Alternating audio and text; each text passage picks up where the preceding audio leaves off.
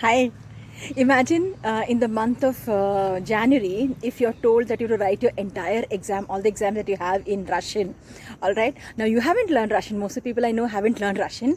And you're like wondering, Russian? What? How can I ever do this? And then you're told that, okay, you'll be given some training in Russian. And by March, you can start writing your exam in Russian. And you're like frantic. Oh, God, what is it? This is not done. And I'm not going to write this. This is crazy. Why should I agree for all this? And all those kind of thoughts are going to go into your head, right? Yeah. So something like that is what happened with our teachers. They have been teaching for so many number of years, and they are so expert at their subjects, and they have all the experience that they need to get through to children. And of course, all our teachers are really wonderful teachers, right? And then they are told that you can't teach by going to school. You have to take online classes, and that's something they have never done. They've never needed to do. They might have given workshops or conducted a seminar here and there, but other than the classes, they have not conducted online, right? So how did they go about doing this? And they were told that they will be taught whatever is needed. So they were taught to Teams or Zoom, or whatever was needed was given to them.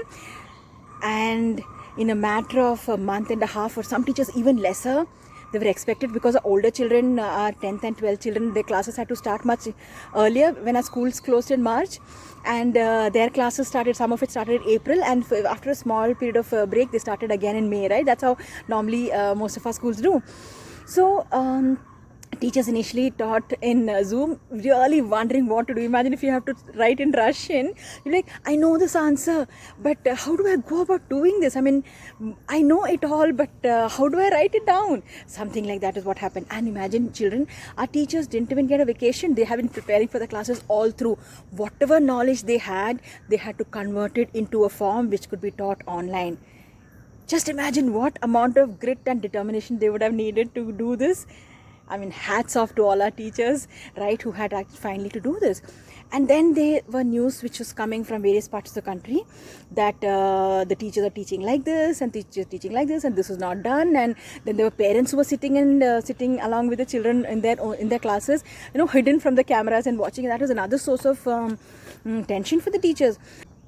So I've been talking to teachers from April end, various teachers, various groups of teachers from schools independently and things.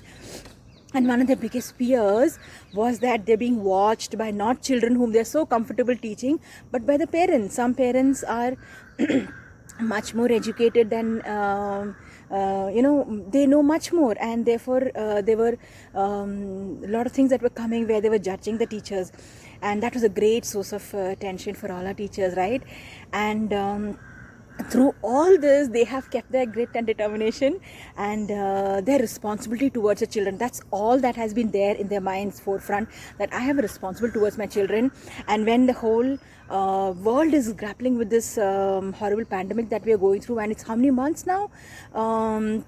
This 5th September, we all celebrated Teachers Day. It was so heartening to see that so many children had such lovely messages to send to teachers, and a lot of schools across the country. I spoke to a lot of people across the country through my friends and relatives, and also my clients, to see what happened in the school. And a lot of teachers got lovely messages, but we have no idea what they have gone through this year, just to make sure that you children are on par with everybody else as much as possible, and make sure that you don't miss out on anything with respect to not just education, but also with respect to purpose in life. Because when you don't have classes, there is no direction.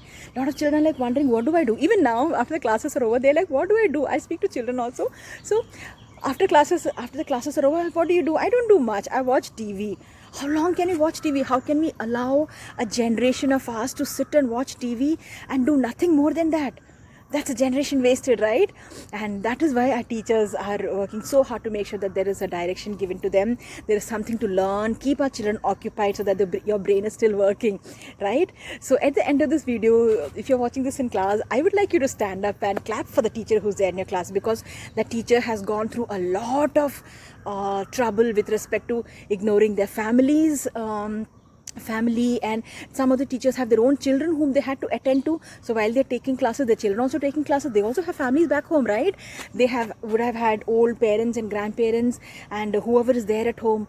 everybody was kept aside, and the entire content was built so that they are there for their children, the children for at the schools where they are working, right? So a whole lot of sacrifice has gone into those children to make sure that you all are still engaged and you still have a purpose in life, right? So end of this, I would like you all to stand up and give them a big hand and say thank you.